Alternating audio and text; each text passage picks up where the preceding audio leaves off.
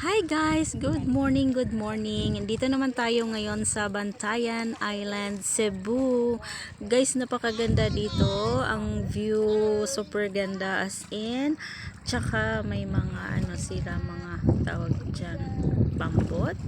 Ayun, ganda-ganda talaga dito, guys. First time kong nakapunta dito today. So na-enjoy talaga namin. As in ang linaw-linaw ng tubig ng dagat.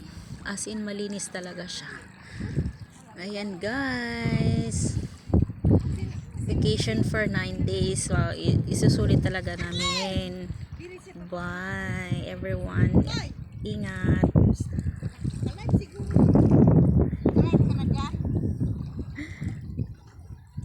Ayan guys, ganda, fresh pa yung mga fish nila, fresh.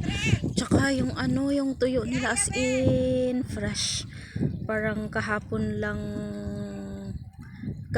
tapos today bininta na nila, as in fresh na fresh yung tuyo nila. Parang lang siya, parang hindi siya kasi hindi siya maalat, kaya yung masarap talaga siya. Parang pritong isda lang din yung tuyo nila, kaya yung masarap siya as in.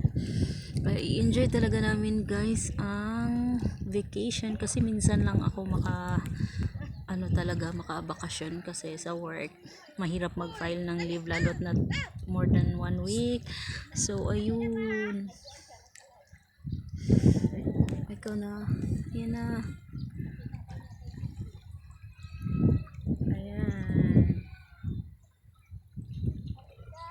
ganda dito guys, sobrang linis, sobrang malinis talaga siya dito. Ayan, sabi ko kay mama isusulit na namin para yung susulitin na namin para pag memorable talaga siya yung araw ng bakasyon na yun. Ayun na din sila, ayun na sila guys.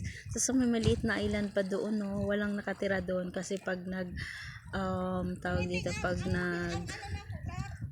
nagtaob daw, parang kalahati lang yan makikita. So ayan, hindi walang nakatira dyan. Ayan, si mama, yung ate ko, ayan, kasama namin sila. Ayan, nag-enjoy talaga sila. Ang aga-aga nilang naliligo, sabi ko malamig pa, sabi ko mamaya-maya na lang kay para para hindi masyadong malamig. Pero hindi naman siya malamig kasi may araw naman siya. Ayan. Ayan guys, thank you for watching. Goodbye everyone.